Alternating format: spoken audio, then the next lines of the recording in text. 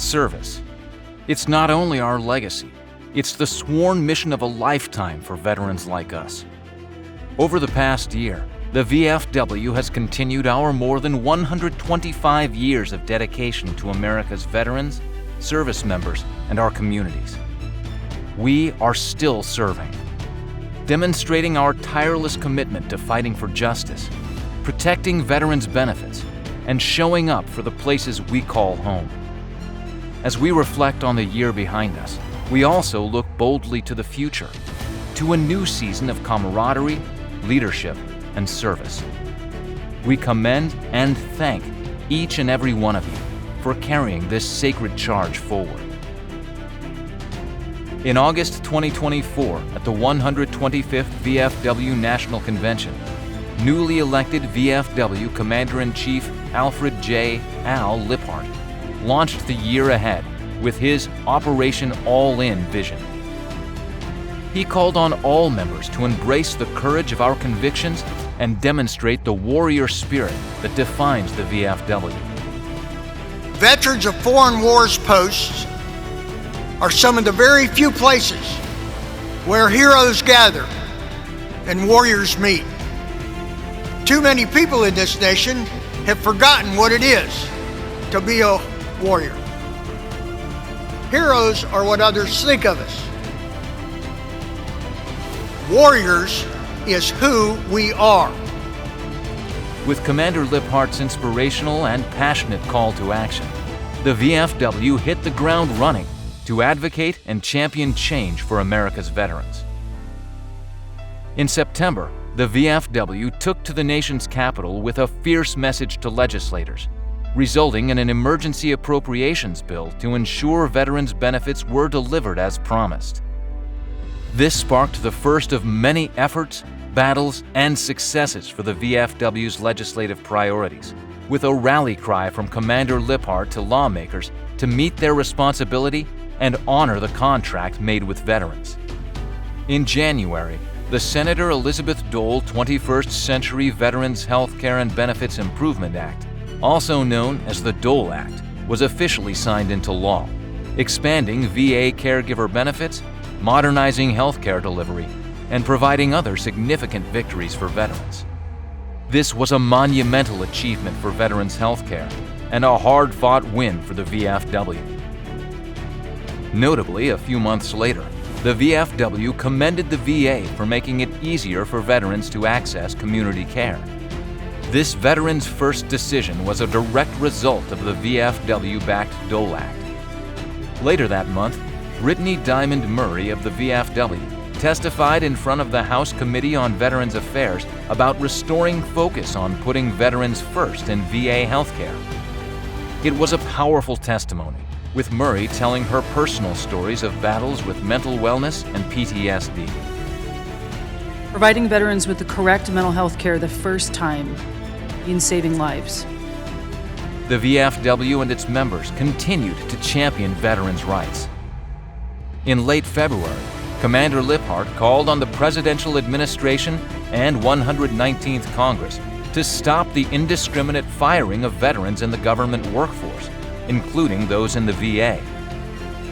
1 week after Commander Liphart encouraged the use of a scalpel instead of a chainsaw when seeking to right-size the VA, the VFW was pleased when the administration vowed to use this approach to VA job cuts.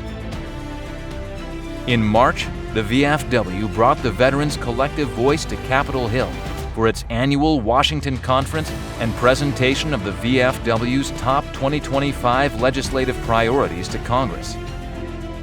VFW and VFW auxiliary members packed the House alongside Commander-in-Chief Al Liphart as he testified before a special joint hearing of the House and Senate Committees on Veterans Affairs. Liphart opened his testimony by expressing his honor in representing the VFW. He then reached into his pocket and unfolded his DD Form 4, calling on the Joint Committee members to again honor the contract. One of the VFW's key priorities continues to be protecting veterans from predatory claim sharks. Patrick Murray of the VFW made a statement before the House Veterans Affairs Subcommittee on Disability Assistance and Memorial Affairs to address pending legislation on the matter. In May 2025, the VFW issued an action alert to contact House lawmakers, encouraging them to strongly oppose the newly introduced Choice for Veterans Act of 2025 because of its threat to put veterans into debt for claims assistance, which should be free. In other legislative milestones this year, Joy Craig of the VFW testified in an oversight hearing before the House Veterans Affairs Subcommittee on Economic Opportunity about needed improvements in the Transition Assistance Program, or TAP. The VFW was proud to name Christina Keenan as the first woman veteran to serve as director of its National Legislative Service. And, in conjunction with Student Veterans of America, the VFW selected 6 student veterans to complete the 2024-2025 VFW SVA Legislative Fellowship. Held annually since 2014, Student Veteran Fellows gain invaluable experience advocating in their communities and on Capitol Hill for solutions to pressing veterans' issues. From fighting for veterans' benefits in Washington, D.C., to working hard in local communities, it was evident that VFW members were still serving throughout the year, dedicating nearly 6 million volunteer hours and more than $50 million to local community service projects. It was a record year to celebrate in many ways. One great triumph, the VFW's National Veterans Service reached an all-time high of funds recovered for more than 500,000 veterans. Through its network of over 2,000 VFW accredited service officers, veterans received a remarkable $14.6 billion in compensatory awards. Every single dollar recouped went to the deserving veterans. Another record achievement was accomplished for the 4th annual VFW Day of Service on May 3rd. More than 2,300 community events were hosted across the U.S. and worldwide, an increase of 320% over last year's participation. From hosting blood donation drives and food collections for those in need, to organizing community cleanup and rebuilding events, it is clear that VFW members are devoted to still serving. Not only did participation in this year's Day of Service demonstrate the positive impact that VFW and auxiliary members make in their communities, but it created lasting collaborations, renewed patriotism, and united communities. Speaking of essential connections, longtime VFW supporter Sport Clips donated $1,330,000 to the VFW Sport Clips Help a Hero Scholarship Program. A veteran and VFW member-founded company, Sport Clips has now supported scholarships of nearly $15 million to more than 3,200 student veterans, ensuring veterans can achieve their educational goals without incurring excessive debt. The VFW also joined forces with Grunt Style Foundation in an initiative to improve veterans' mental health. The collaboration aims to raise awareness, promote alternative PTSD treatments, reduce the stigma, reduce veteran homelessness, share resources, and partner on important fundraising efforts. In another beneficial alliance, the VFW teamed up with Veterans Help Group to launch a cutting-edge tool to simplify navigating complex disability benefits. The Social Security Disability Eligibility Screener is a resource that promises to assist veterans in receiving the benefits they so rightly deserve. The VFW and Humana continue to make an impact through the Uniting to Combat Hunger campaign, delivering nutritious food to food-insecure communities across America. Additionally, the VFW and Columbia University's Center for Veteran Transition and Integration came together for a new initiative focused on solving critical military-to-civilian transition challenges faced by service members.